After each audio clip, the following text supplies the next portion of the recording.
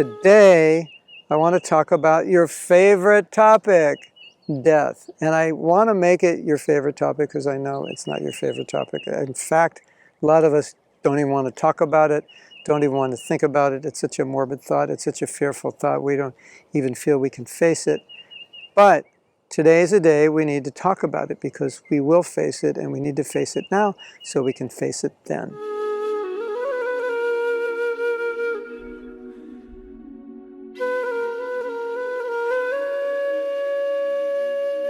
Why is it important to talk about death? Because we have a lot of fear surrounding it that we shouldn't have.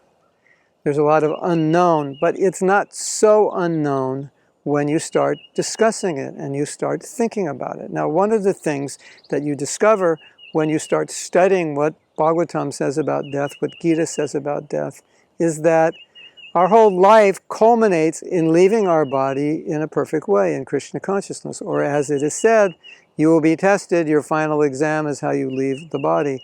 And then you have your whole life to practice.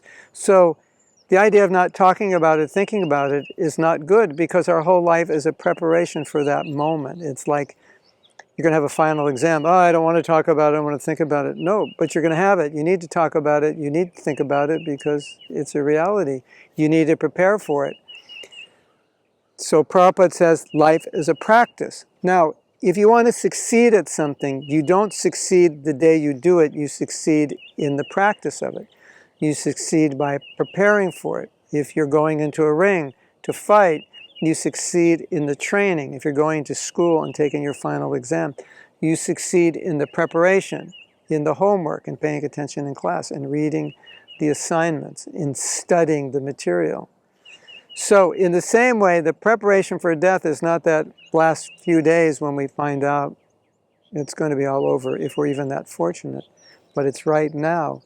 Everything we're doing is preparing us for that moment. Now, how is it preparing us? Number one, chanting Hare Krishna, so that when there's danger, when there's difficulty, automatically we'll chant Hare Krishna. Number two, we're learning how to deal with difficulties in life, and difficulties should be welcome because those difficulties prepare us for the ultimate difficulty. We're learning how to deal with duality. We're learning how to tolerate things which are difficult to tolerate. Think of all the duality at the time of death. Think of all the fear and the worry.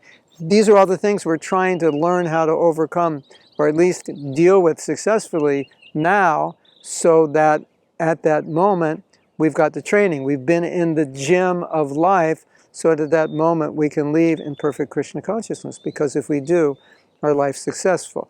But if that sounds difficult, here is some good news. The good news is that Srila Prabhupada said, just as Parikshit Maharaj's death was beautifully arranged by Krishna, he said the death of a devotee is arranged by Krishna. So if you give your life to Krishna, if you dedicate yourself to Krishna, you know he takes care of you. And he takes care of you in life. That also means he's going to take care of you in death. He's going to arrange your death. He's going to arrange for a situation where you can die in Krishna consciousness. Now, Prabhupada once said, if you remember me at the time of death, that's remembering Krishna. Because we might think, well, maybe I'll remember Prabhupada, or I'll remember my spiritual master. Krishna's there. But Prabhupada also said something beautiful. If you forget Krishna, Krishna won't forget you, because you've dedicated your life to him. You've done all this service, so he's not going to forget you.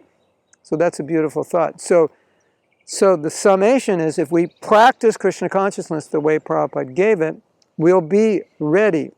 But if you think you're not ready, at least if you dedicate your life to the mission of Krishna consciousness, then have faith that Krishna will take care of you, your spiritual master and Srila Prabhupada will take care of you, and that you will have an auspicious death because everything you've done in your life is for them. You've taken shelter of them, you've depended on them for everything.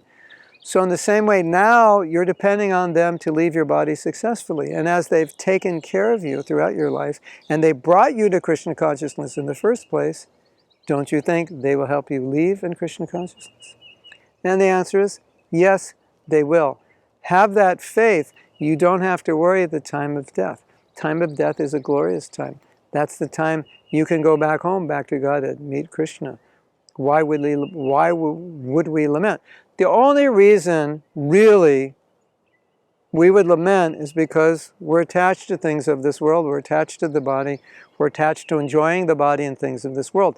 Therefore, the more we become detached, the easier it is to leave the world. So it's foolish to become too attached. Prabhupada said, attachment is natural, just don't become too attached. So attached that when you have to give it up, you can't, and then you meditate on those things that you can't give up, and then you come back and take another body.